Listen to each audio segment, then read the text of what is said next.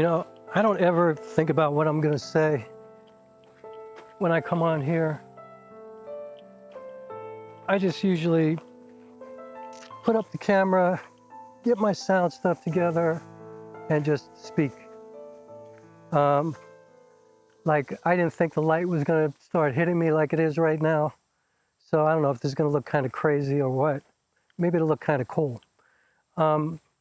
I wanted to share this with my Patreon people because I'm sharing my trials and tribulations, let's say, you know, the stuff that I'm going through while I'm making this film. But I'm also going to drop this on YouTube. The only difference is I'm going to drop a piece of my script along with this video to my Patreon people, and I'm not going to do that here at YouTube, obviously. But anyway, I did want to talk about something that I went through last night using Final Draft, which is kind of like the go-to script writing software for anybody writing screenplays. You could also use it for theatrical scripts or writing a book. You could use it for whatever you want. But it's really about screenplays. I mean, that's what Final Draft really is known for. That's kind of what it's about. I think that's what it does best. And it's kind of like what people expect you to use if you're handing in a screenplay for, you know, if you're submitting a film or for a grant or something like that. You really should use Final Draft. You know, you're going to get your script formatted properly, pretty much guaranteed that way. It is very intuitive in terms of once you get your key commands together and stuff like that, so you can just write. You know, you can get your shots, you can get your dialogue, you can get your characters, you can get your little incidentals. It becomes pretty easy to use once you get your muscle memory together. However, the thing I don't like about Final Draft is, I'm not going to say it's expensive because it's not really expensive, but it does cost a good amount of money. You know, it's not $20. You know what I mean? It's like, I think it's, I'm not sure what it is, but you know, off the top of my head, I bought it, you know, a few years ago.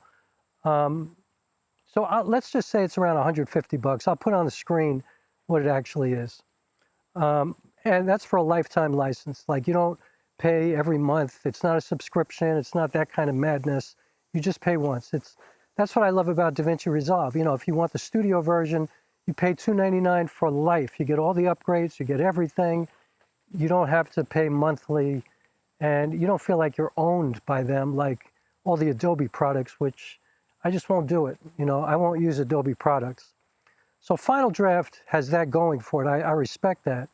But the problem with Final Draft is that I've been using it on my PC, on a laptop that I have. It's a Dell. And it has literally crashed every single time I've opened it up to write for a session for this particular film. At some point, the screen goes dead, you know, like not dead, but it just freezes. I can't use the mouse, can't do anything, and then boom, Final Draft disappears. And if I wasn't saving it like every 5 seconds, I'll lose maybe 15 minutes of writing. And last night, this makes me mad even thinking about it, but last night I wrote what was probably one of the 2 or 3 most important scenes in my film. Like really crucial to the film. And I was in such a good flow. You know how sometimes when you're writing, you're like, damn, this is just like filled with Goodreads quotes. You know what I mean? Like, people are going to be quoting this. There are just so many gems in there. You know, and maybe I sound like an asshole saying this, but I just felt like this was some of the best work that I've ever written. And, you know, I had it on autosave every 15 minutes, but I save manually all the time.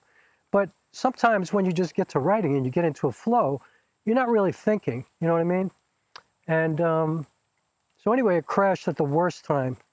And I lost 15 minutes of writing, which was probably 8 or 9 pages, like a whole section, maybe even more than that, like a whole long, big, thick chunk of words and shots and just my movie, my story. And I was so fucking angry and frustrated. And here's the part that really got me mad. You know, at first I thought, you know what? I'm the guy always telling people, back it up, save it, back it up, save it. I own like 50 hard drives. I'm like I'm always very intentional with not losing my work.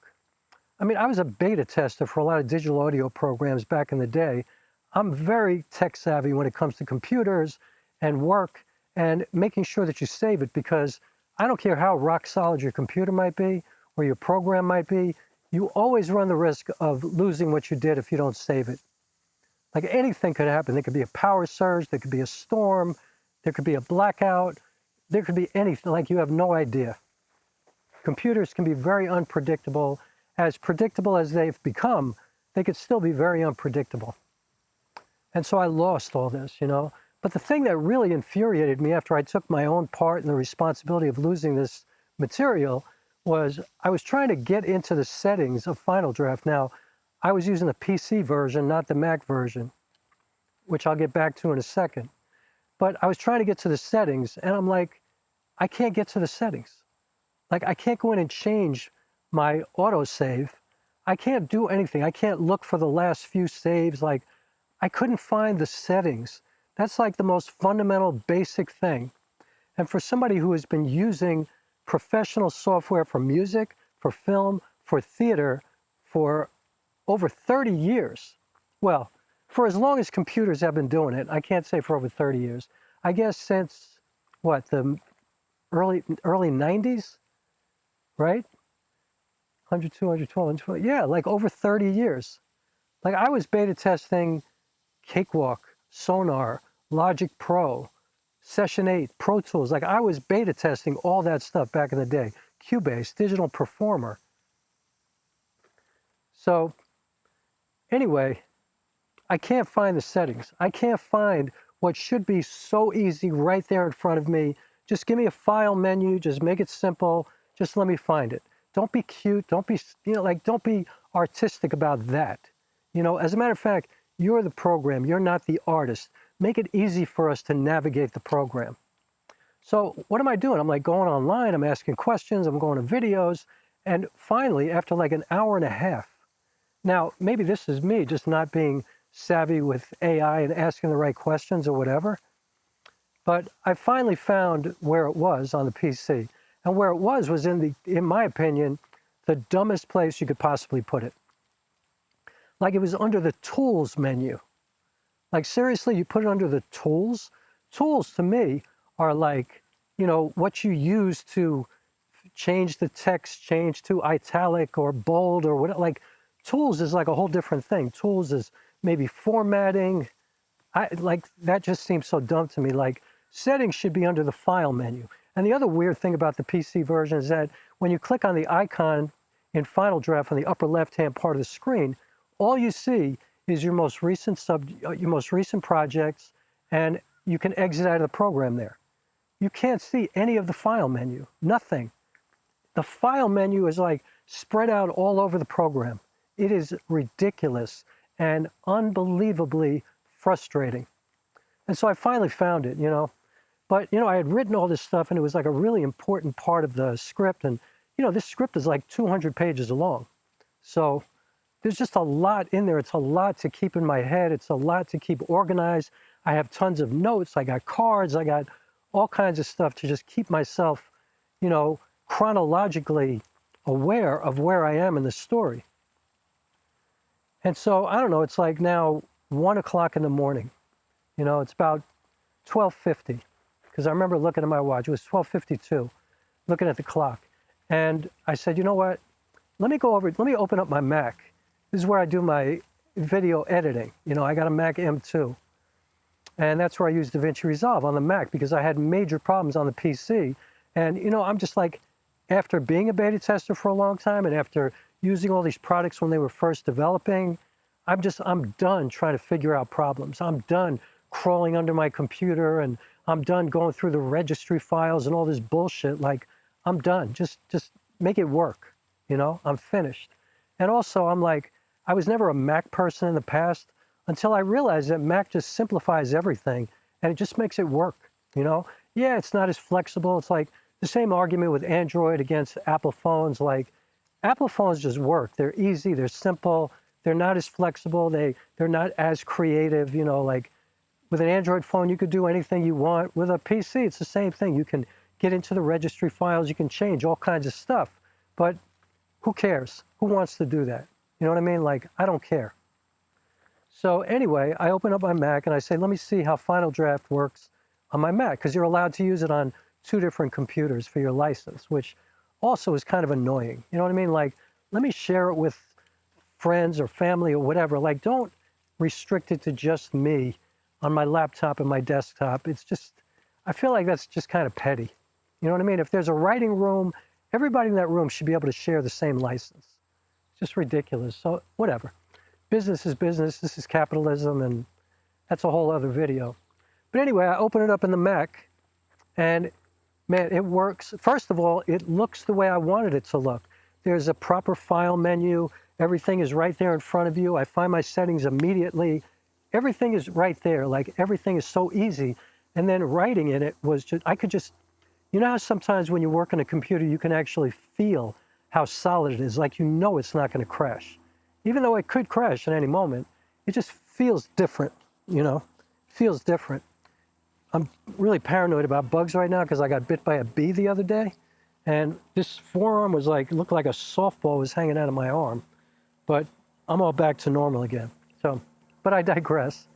Anyway, I open up the Mac and I'm like, you know what?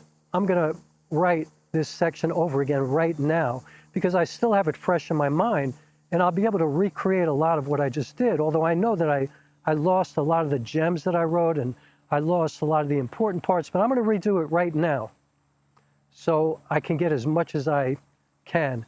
And then maybe over the next few weeks, because, you know, the way I write is every day when I go to write, I read the entire script up until the moment where I'm going to start writing again. So first of all, I always have a good idea of where I'm at because I'm just like really imprinting it in my brain every time I read it. And I'm trying to memorize. There's a theatrical script inside of the film, and I'm memorizing that script again so I can do the play.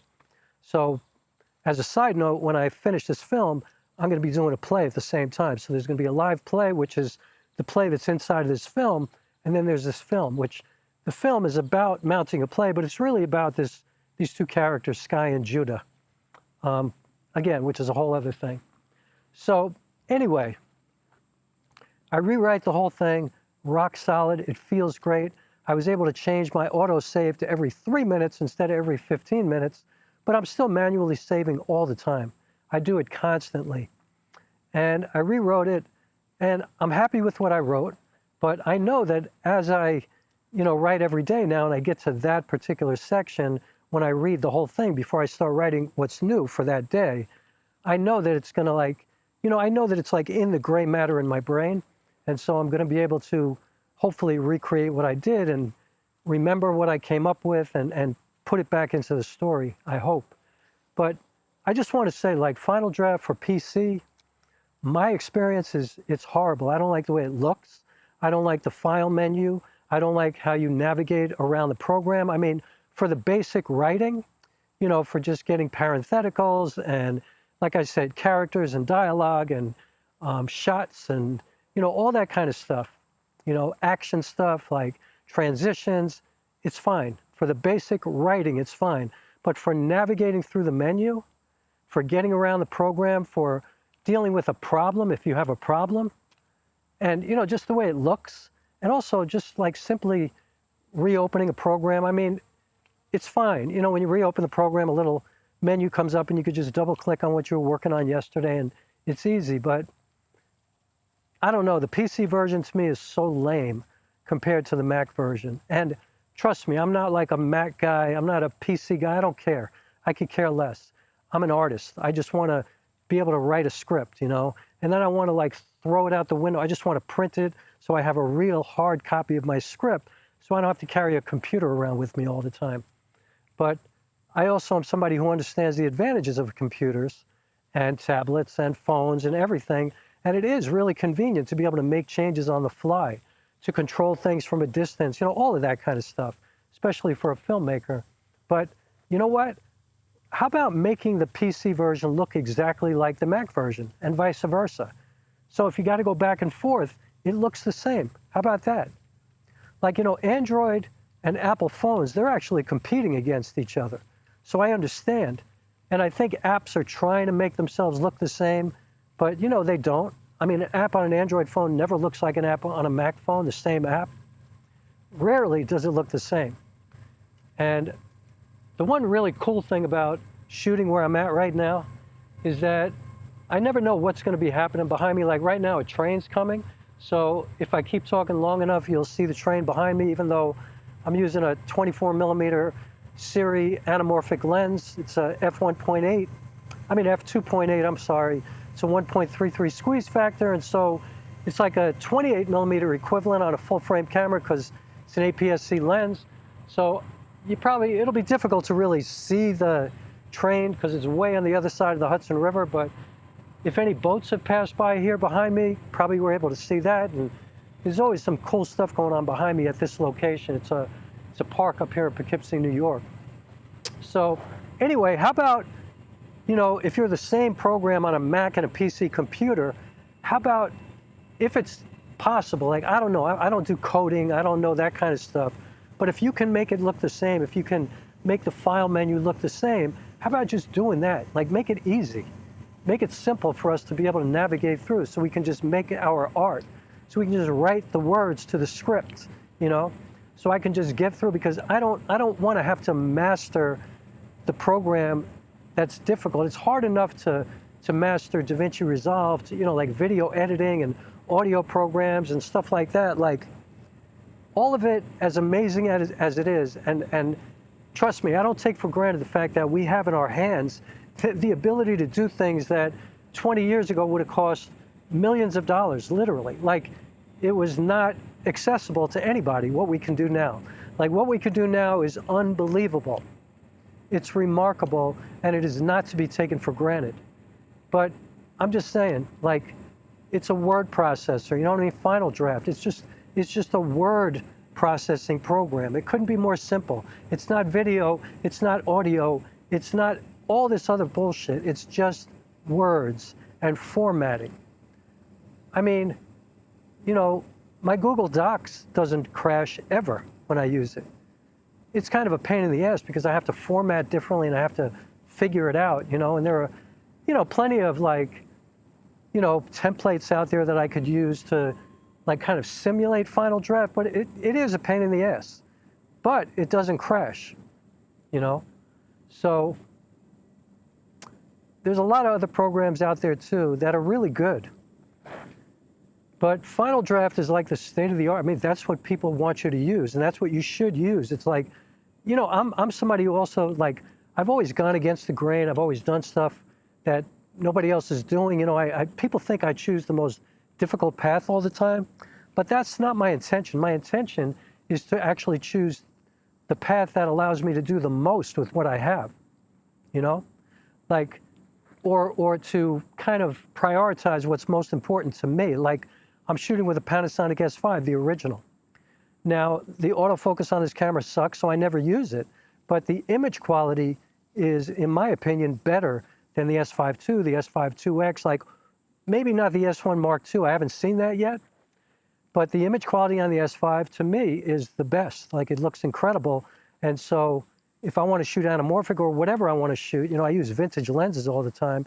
If I'm not shooting anamorphic, it just looks better than anything else. And for me, the final product is what's most important. And I know the S5 like the back of my hand, like I know how to use it.